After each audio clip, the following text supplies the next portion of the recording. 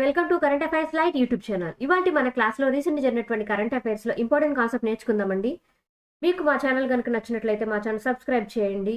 Welcome to current affairs light YouTube channel. So first news వచ్చేసి అహ్మదాబాద్ ప్రాంతానికి సంబంధించిందనమాట. ఇది ఎందుకు న్యూస్లోకి రావడం జరిగిందంటే, సో అహ్మదాబాద్ ప్రాంతం గిన్నిస్ వరల్డ్ రికార్డ్ అనేది స్టార్ట్ చేయడం జరిగింది. అండ్ దీనికి ఎందుకు ఇటువంటి రికార్డ్ అనేది స్థాపించడం జరిగింది అంటే, మియావాకీ శాంప్లింగ్స్ ఏవైతే ఉన్నాయో వాటిని నియర్లీ 3.61 లక్షల మొక్కలు అనేవి నాటడం జరిగిందనమాట అహ్మదాబాద్ ప్రాంతంలో. సో ఈ మియావాకీ థింగ్ ఏదైతే ఉందో, సో అది ఒక జపనీస్ టెక్నిక్ అనమాట. సో ఈ జపనీస్ టెక్నిక్లో ఏంటిదంటే, అక్కడ స్థానికంగా ఏవైతే మొక్కలు పెరుగుతాయో, ఎక్కువ శాతం ఏ మొక్కలు ఎక్కడ పెరుగుతాయి అనేది మనకి తెలుస్తూనే ఉంటుంది. ఫర్ ఎగ్జాంపుల్, మన ఆంధ్రప్రదేశ్ ప్రాంతంలో ఎక్కువగా ఎటువంటి పంట పండుతుందంటే వేరుశెనగ పంట అంటాం. సో వేరుశెనగ లేదా రైస్ వెరైటీస్ ఏవైతే ఉంటాయో అవి ఎక్కువగా పండుతుంటాయి. ఇవి మనకి ఎక్కువగా ఎలా ఉంటాయో, కాశ్మీర్ ప్రాంతంలో యాపిల్స్ అక్కడ పండే పంటలు ఎక్కువగా ఉంటాయి. ఏంటంటే స్థానికంగా ఎక్కడ ఏ పంటలు అయితే ఎక్కువగా ఉంటాయో వాటిని అక్కడ ఉండేటువంటి వాతావరణం కావచ్చు, నేల రకాలు కావచ్చు, వాటి మీద డిపెండ్ అయ్యి ప్రత్యేకమైన ప్రాంతాల్లో ఓ ప్రత్యేకమైనటువంటి పంటలు అనేవి ఎక్కువగా పండుతూ ఉంటాయి. సో దాన్ని మాత్రమే గుర్తుపెట్టుకొని స్థానికంగా ఏ ప్లేస్లో ఏ పంటలు ఎక్కువగా పండుతాయి, ఏ మొక్కలైతే ఎక్కువగా సహజ సిద్ధంగా అక్కడ ఉన్నటువంటి పరిస్థితుల్ని, వాతావరణాన్ని తట్టుకొని ఎక్కువగా ఆరోగ్యకరంగా జీవించగలుగుతాయి అనేటువంటిది జ్ఞాపకం ఉంచుకొని, దాన్ని దృష్టిలో ఉంచుకొని మొక్కల్ని నాటించడమే ఒక చిన్నపాటి ఒక ఫారెస్ట్ లాగా, ఒక చిన్నపాటి అడవుల్లాగా మొక్కల్ని పెంచడమే మియావాకీ మెథడ్ అంటాం. సో ఈ మియావాకీ మెథడ్ అంటే అక్కడ ఎక్కువగా ఆ వాతావరణం తట్టుకొని ఎక్కువగా పెరిగేటువంటి మొక్కలు ఏవైతే ఉంటాయో వాటిని పెంచేలా చేయడమే మియావాకీ మెథడ్ అనమాట. సో ఈ మియావాకీ మెథడ్ ద్వారా అహ్మదాబాద్ ప్రాంతం ఏదైతే ఉందో ఆ ప్రాంతంలో ఎక్కువగా పండే మొక్కల్ని సేకరించి ఆ మొక్కల్ని అక్కడ డిస్ట్రిబ్యూట్ చేశారనమాట.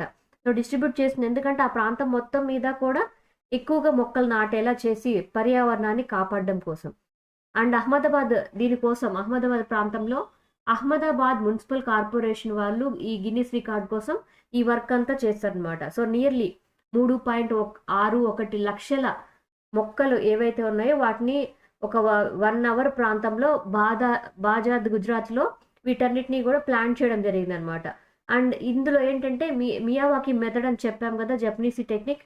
ఆ టెక్నిక్ ద్వారా ఏంటంటే అక్కడ ఏవైతే పెరుగుతాయో, అంటే ఆ వాతావరణం తట్టుకొని ఏవైతే మొక్కలు పెరుగుతాయో ఆ మొక్కల్ని 35 ఇండిజినస్ రకాలు ఏవైతే ఉంటాయో అహ్మదాబాద్ ప్రాంతంలో పెరగగలిగేటువంటి మొక్కలు, ఆ నేల రకాన్ని తట్టుకొని వాతావరణం తట్టుకొని మొలిచే మొక్కలు ఏవైతే ఉంటాయో ఆరోగ్యకరంగా పెరగగలిగేవి, వాటిని సేకరించి 3.6 లక్షల మొక్కలేని నాటారనమాట. ఎంత ప్లేస్లో నాటడం జరిగిందంటే 76,000 స్క్వేర్ మీటర్స్ ఏరియా ఏదైతే ఉందో అంత భూమిలో ఇవన్నీ నాటారు. సో ఇవి ఒక చిన్న సైజు అడవిలాగా పెంచే విధంగా అహ్మదాబాద్ మున్సిపల్ కార్పొరేషన్ వాళ్ళు ఈ ప్రోగ్రామ్ అనేది చేశారు. బట్ ఇది విత్ ఇన్ ద టైం, చాలా తక్కువ టైంలోనే ఎక్కువ మొక్కల్ని నాటించేటువంటి కార్యక్రమం కాబట్టి ఇది గిన్నిస్ వరల్డ్ రికార్డ్ అనేది సాధించడం జరిగింది. అండ్ ఇక్కడ ఏదైతే చెప్తూ ఉన్నారో, అండ్ దీంతో పాటు ఏంటంటే 1.25 కోట్ల మొక్కల్ని కూడా గాంధీనగర్ లోక్సభ కాన్స్టిట్యుయెన్సీ ప్రాంతంలో నాటిస్తూ ఉన్నారనమాట.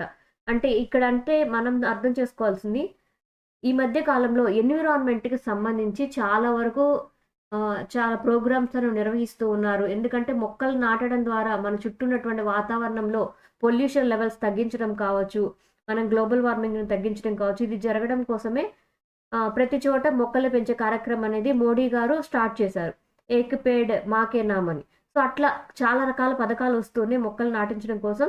సో ఇక్కడైతే ఈ యొక్క ప్రోగ్రాం ద్వారా అహ్మదాబాద్ కాన్స్టిట్యుయెన్సీలో మియావాకీ మెథడ్లో ఎక్కువగా మొక్కలనే నాటించారు. అండ్ దాంతోపాటు గాంధీనగర్ లోక్సభ కాన్స్టిట్యుయెన్సీలో కూడా 1.25 కోట్ల మొక్కలు అనేవి నాటించడం జరిగింది.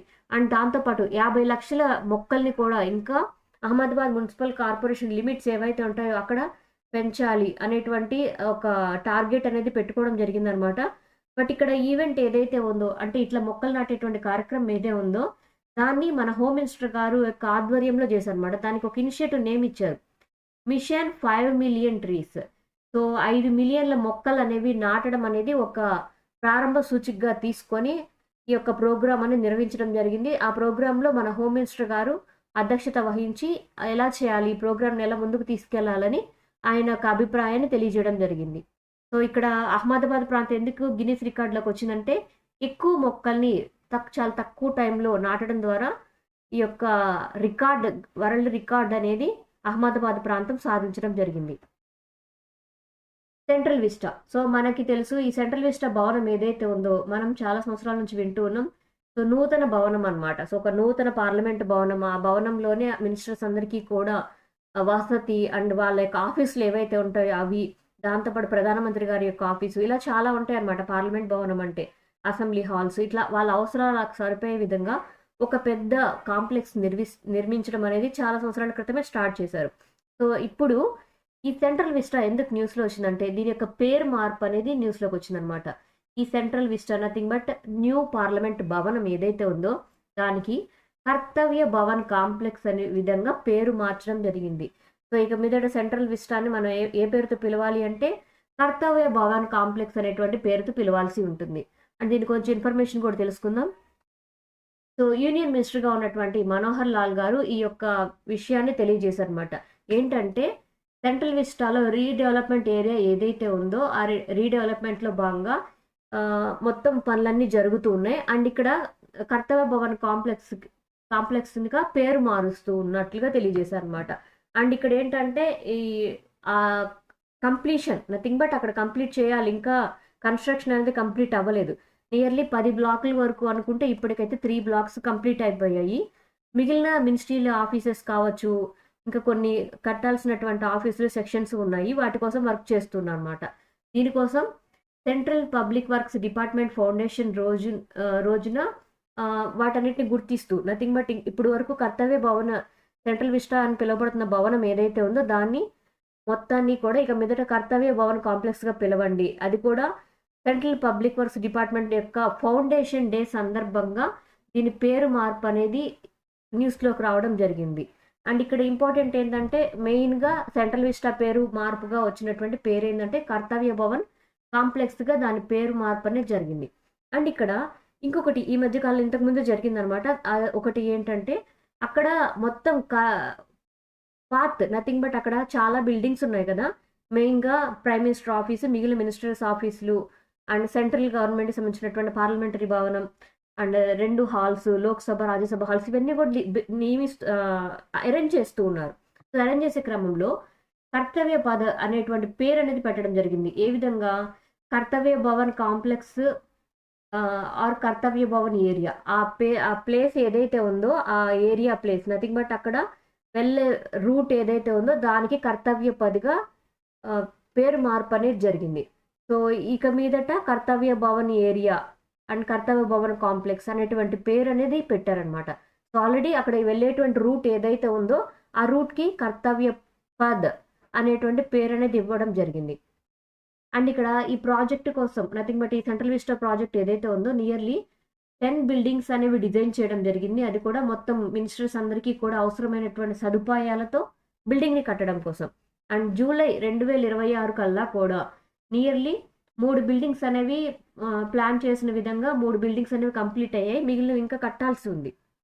అండ్ దాంతోపాటు మెయిన్ ఇక్కడ ఈ బిల్డింగ్స్లో ఉన్నటువంటి మెయిన్ పార్ట్స్ ఏవైతే ఉన్నాయో వాటికి సేవా తీర్థ్ అనేటువంటి పేరు ఇచ్చారు. ఈ సేవా తీర్థ్లో మెయిన్గా కొన్ని జోన్స్ ఉన్నాయన్నమాట. ఆ జోన్స్ ఏంటంటే ప్రైమ్ మినిస్టర్ ఆఫీస్ ఒకటి, క్యాబినెట్ సెక్రటరియట్ ఒకటి, నేషనల్ సెక్యూరిటీ అడ్వైజర్ ఒకటి, ఈ 3 కలిసినటువంటి ఆఫీస్ జోన్ ఏదైతే ఉందో ఆ ప్రాంతాన్ని అంటే ఆ సెక్టర్ నథింగ్ బట్ ఆ 10 బిల్డింగ్స్లో కొన్ని బిల్డింగ్స్ 3 బిల్డింగ్స్ కట్టారు కదా, అక్కడ ఉన్నటువంటి కాంప్లెక్స్ ఏదైతే ఉందో దానికి సేవా తీర్థ్ అనేటువంటి పేరు అనేది పెట్టడం జరిగింది. కర్తవ్య పద్, సేవా తీర్థ్ అండ్ కర్తవ్య కాంప్లెక్స్ ఇవన్నీ కూడా కొంచెం రివైండ్ చేసుకోవాలి, ఎందుకంటే మనకి ప్రైమ్ మినిస్టర్ ఆఫీస్ గురించి వచ్చినటువంటి న్యూస్ కాబట్టి మనకి exam point of view important అనమాట. అండ్ ఇక్కడ మనకి 2022లో 2 కిలోమీటర్ల పార్ట్ ఏదైతే ఉందో నథింగ్ బట్ రాష్ట్రపతి భవన్ నుంచి ఇండియా గేట్ వరకు ఉన్నటువంటి ప్లేస్ నథింగ్ బట్ రూట్ ఏదైతే ఉందో అది నియర్లీ 2.9 కిలోమీటర్స్ వరకు ఉంటుంది రేంజ్. సో అంత ప్లేస్ మొత్తాన్ని కూడా అంటే ఆ వెళ్ళే రూట్ మార్గం ఏదైతే ఉందో దాన్ని రాజపథ్ టు కర్తవ్య పద్గా పేరు మార్చడం జరిగింది. అంటే రాష్ట్రపతి భవనం నుంచి ఇండియా గేట్ దాకా వెళ్ళేటువంటి రూట్ని ఇంతకుముందు రాజపథ్ అని పిలిచేవాళ్ళు, ఇక మీదట దాన్ని కర్తవ్య పద్ అనేటువంటి పేరుతో పిలుస్తూ ఉన్నారు ఆ టైం నుంచి కూడా.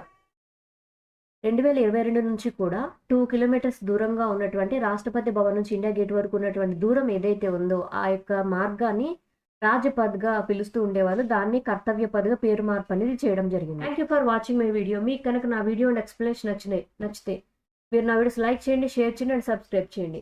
మీకు నా వీడియోస్ ఏ విధంగా అనిపిస్తుంది నాకు కామెంట్ సెక్షన్లో తెలియజేయండి. Thank you for watching my video.